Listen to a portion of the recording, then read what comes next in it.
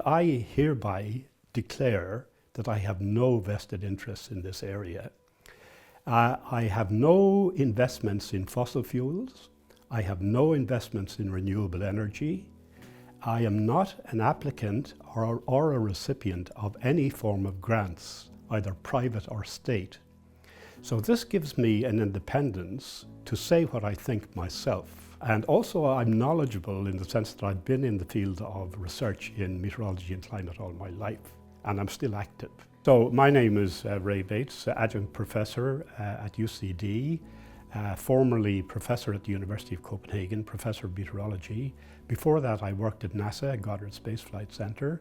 Before that I worked at MET Eireann, and my background degree was in physics from UCD, and then a PhD in meteorology from MIT. In your opinion, what do you think is the number one biggest thing that people get wrong about climate change? What's the biggest misconception?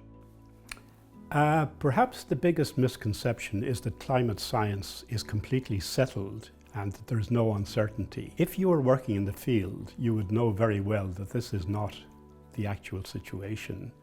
Now, the biggest evidence in favor of that view is this book by Professor Stephen Koonin called Unsettled, that's just been published in the past, a few months ago. It was published in May this year. And he is a top scientist, and he has written this book pointing out that climate science is not a settled science, and there is a risk in the longer term, certainly, but he doesn't go along with the view that we're in a climate emergency, nor do I. I would define a climate emergency as a situation where all conceivable actions to reduce greenhouse gas emissions must be taken immediately regardless of cost. Whereas a long-term threat would be a situation where you could take vital national interests into account as well. And I would see the pointer as lying more in the direction of long-term threat than planetary emergency. When the IPCC report, the most recent one, is spoken about in the media now at the moment, the way it's often introduced is this report is a red code for humanity. And this phrase, a red code for humanity, is quoted as if it had come from the IPCC and that it had come from scientists. Well, it didn't come from the IPCC and it didn't come from scientists. It was a political statement made by the Secretary General of the UN, Antonio Guterres, when he was introducing the report. It was not a phrase that came from the IPCC report itself, and it certainly didn't come from any scientists. So some people might be sitting at home right now and thinking, well, who cares about this? This is all just scientific jargon for academics to worry about, but it doesn't affect me. So in your view, why does it matter to ordinary people whether or not man-made climate change is as bad as we're told? Well, it matters because we have a climate bill that's been passed in the Dáil in May this year that commits Ireland to reducing its greenhouse gas emissions by 7% a year for the next 10 years and going to zero by 2050. Now, the costs of this bill are not obvious to the man in the street, but the International Monetary Fund has recently placed a figure on the costs to Ireland of implementing the bill, and the figure they give is 20 billion euro a year for the next 10 years. 20 billion euro a year. So, as the government drives ahead with moves like the Climate Action Bill, do you think that Ireland's climate policy is proportional? Well, I think there should have been more complete debate before the bill was introduced. I would like to have taken part in the debate. For example, I was on the panel of Professor Patrick Cunningham when he was Chief Scientific Advisor to the Government of Ireland.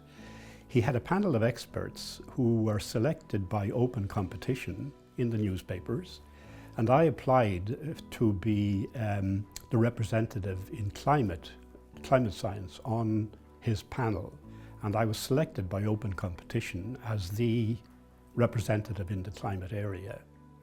So given that background and my background at MIT and all the rest, I think I should have been given the opportunity to take part in the debate. but I wasn't. You said that you had a rather interesting experience with the Citizens' Assembly along the same lines. I'm wondering if you'd want to talk a little bit about that.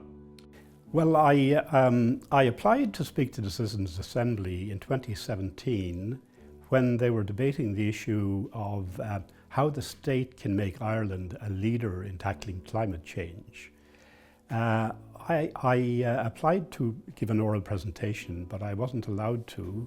I sent in a written submission, but I wasn't allowed to speak to any of the citizens. I was allowed to attend, but to sit at the back and not speak to any of the citizens. What do you think the motivation for that was? Well, it was state motivated in a sense, how the state can make Ireland a leader in tackling climate change. Who has the right to decide on that title?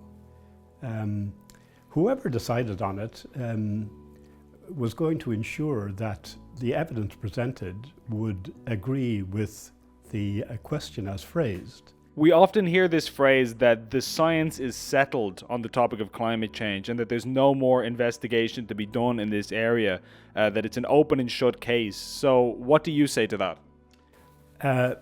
Definitely not an open and shut case.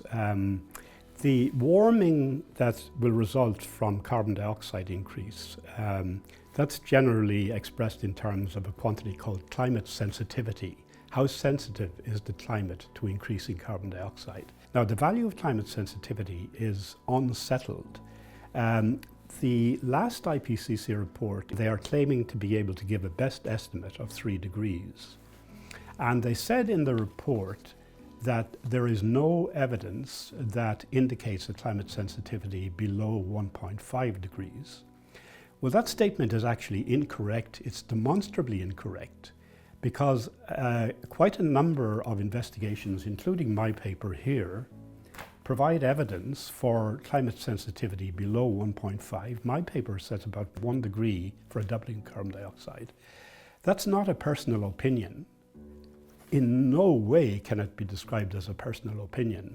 It's the result of a scientific investigation using satellite data and a mathematical model. Now, whatever results came out of that investigation, I would have reported them. I'm not politically motivated. If it said 1 degree, I'll say 1 degree. If it said 5 degrees, I would have said 5 degrees. But the paper came out with the results that I found, 1 degree, according to this paper, and it's a peer-reviewed paper in an American journal, Earth and Space Science, a journal of the American Geophysical Union, a very reputable scientific journal. So I feel that this is a valid line of evidence. It doesn't prove that climate sensitivity is 1 degree, but it's a valid line of evidence which should have been included in the IPCC's assessment. What was the reaction to this research that you did? Did you get any pushback for it? From the journal, I got an email about 6 months after it appeared, congratulating me on the fact that it had been among the most highly downloaded papers in their recent publication history. It was very widely read, but it hasn't been cited in the IPCC report, and it's not on its own in that. There are a number of other scientists who have also come up with low climate sensitivity estimates, and their papers also have not been cited in the IPCC report. So when we hear this figure thrown around that 99% or 97% of scientists agree on the mainstream narrative of man-made climate change, do you think that's true, or do you think they're kind of fabricating a consensus here? This book by Professor Stephen Coonan proves that there is a valid case for the climate science is unsettled. As regards 97% saying that global warming is due to man-made effects, I would lie among that 97% in that my paper is based on a warming due to carbon dioxide. So I lie in the 97% who say global warming is caused by carbon dioxide, but the extent of it that I got from my model is less than the extent that's estimated by the IPCC, the Intergovernmental Panel on Climate Change. So I'm in the majority, but qualitatively, my estimate is below what the IPCC says. And so, even for a scientist with your credentials, simply saying that you think the threat is exaggerated or maybe it's being sensationalized, even that is enough to have your work essentially pushed aside. Well, the question is, why didn't the IPCC report on the other studies which are out there, not just mine, but the Lindzen and Choi one in particular. Richard Lindzen is a professor at MIT, and he published a paper in 2011 which came up with a low climate sensitivity value using satellite data, NASA satellite data. And I would regard the Lindzen and Choi 2011 paper as the most important paper that's been published in climate science in decades. But it was not cited in either the last IPCC, no, it was cited and dismissed in the last IPCC report, and it was not cited in the current IPCC report. Do you think that scientists are reluctant to break ranks on this issue, even if they have their doubts about the sort of mainstream consensus? It's difficult to break ranks in any profession, and I know that Professor Stephen Koonin, the author of this book, has suffered greatly for writing this book, and it's difficult. It's not easy to step outside the mainstream in your profession. What do you think that says about the state of science, that giving an alternative view can garner backlash? Well, if climate science were an ordinary science that didn't have such huge economic and political implications, it would be easier to have a more open debate about it. But it does have huge implications. Now, the governing bodies of the Intergovernmental Panel on Climate Change are two UN specialized agencies called the World Meteorological Organization and the UNEP, the United Nations Environment Programme. They're the governing bodies of the IPCC, and their membership are mainly developing countries, and they have the biggest percentage of the vote in electing the Secretary General of WMO and the Director of UNEP. So the IPCC ultimately is governed by bodies who, the Green Climate Fund is, it consists of $100 billion a year to be transferred from the developed world to compensate for the damage that's been done to the climate of the developing world, basically. So that's at the heart of the of the governing bodies of the IPCC. So it's hard to separate something like that from the process of the IPCC. So do you think it would be fair to say that science, at least areas of science like this, have become quite politicized? Very politicized, yeah. They are very politicized. As I say, if it didn't have economic implications like it does, it would be much easier to take a different scientific position. But anybody who steps outside the standard narrative has to be prepared for vilification, perhaps threats.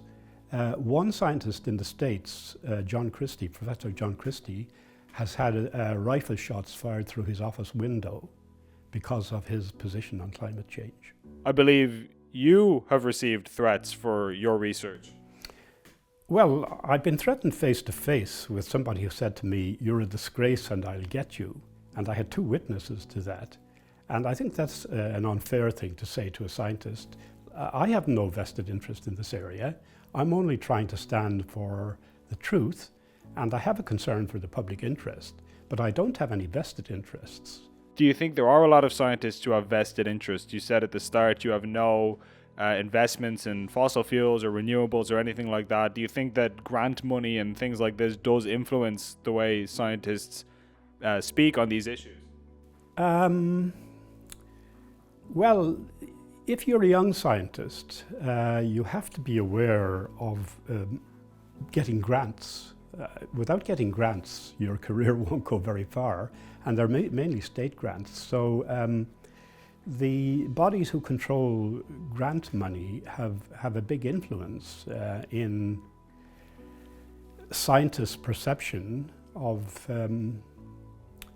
what they should research or what they should write about. That I'm semi-retired, I'm not an applicant for grants, I'm not a recipient of grants. So whatever influence may be due to having an eye on grant money, I am completely free from that or anything like that.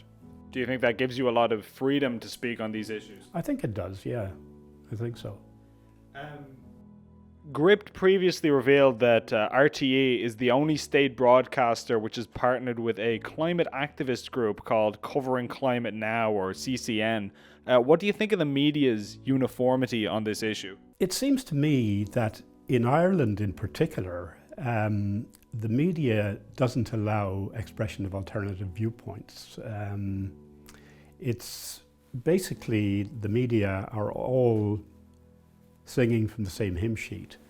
I was last interviewed on RTE television in 2015 on a primetime program, and there was such a reaction to having me on it and to what I said that I haven't been invited back on RTE since then. But I was talking about the results of my scientific paper. So it was too controversial to report scientific results, apparently.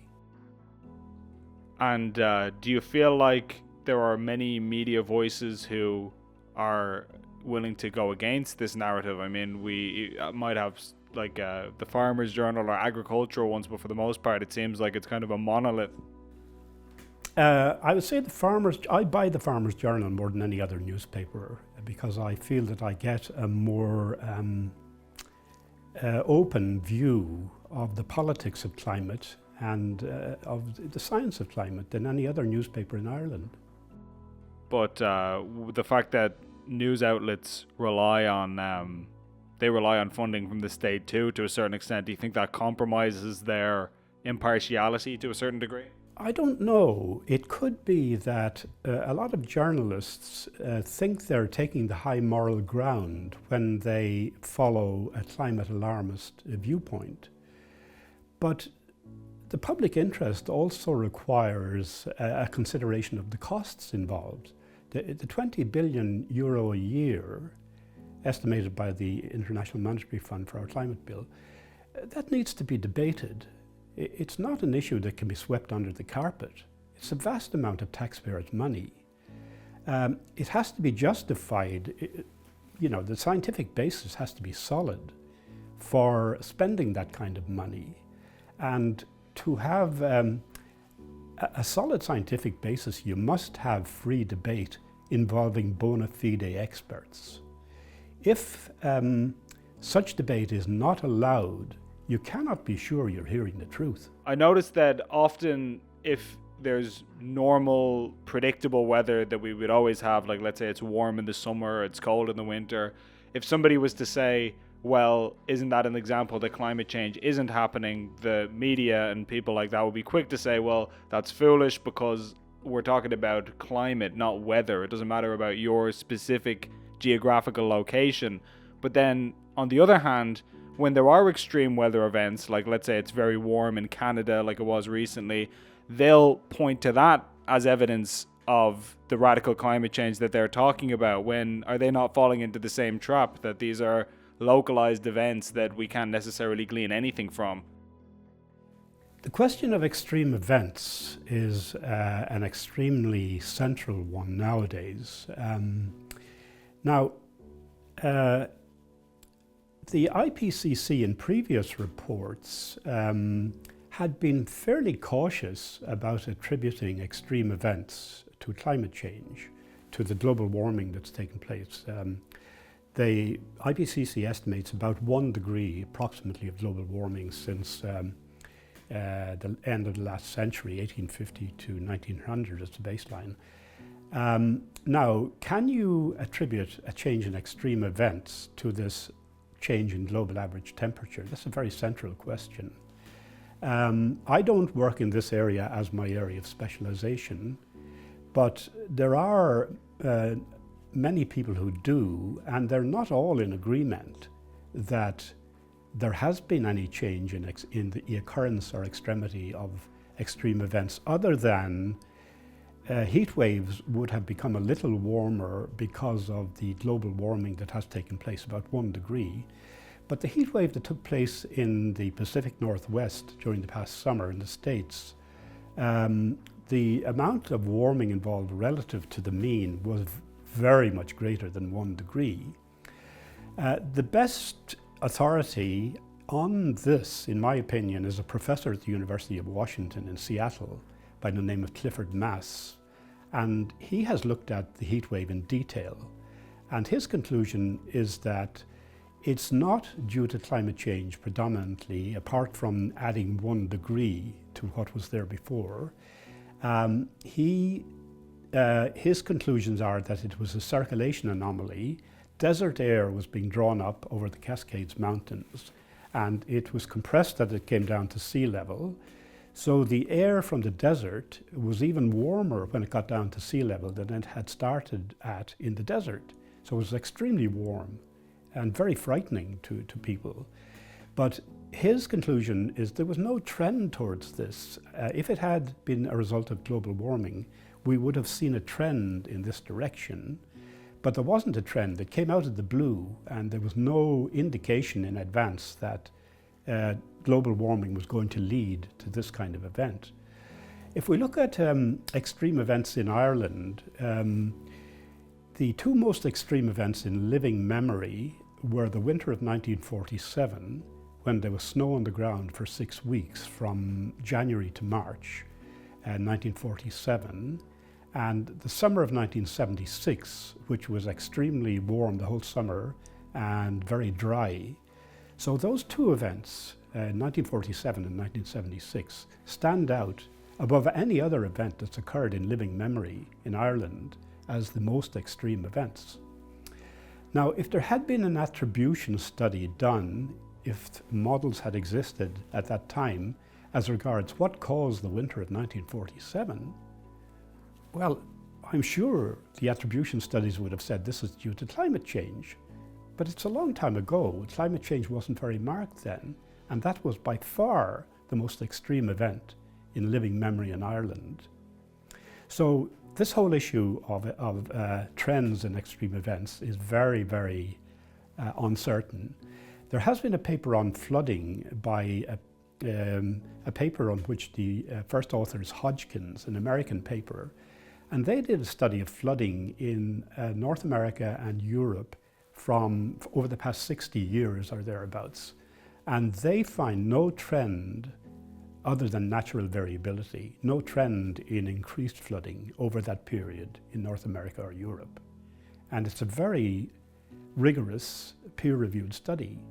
So, as I say, the IPCC itself was more cautious in its previous reports than it is in the most recent one. Do you think the level of fear that the general public feel about this issue is warranted? No. I'm very concerned about the level at which teenagers are suffering from eco-anxiety, and many teenagers feel the end of the world is nigh.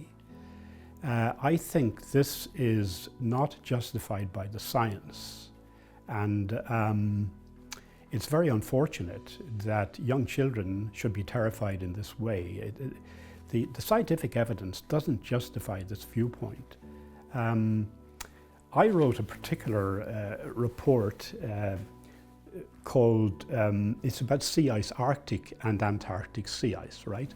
Now, one of the things that's been used most often in recent decades to convey the impression that we're facing an emergency is about the Arctic sea ice disappearing. You've probably heard about this yourself.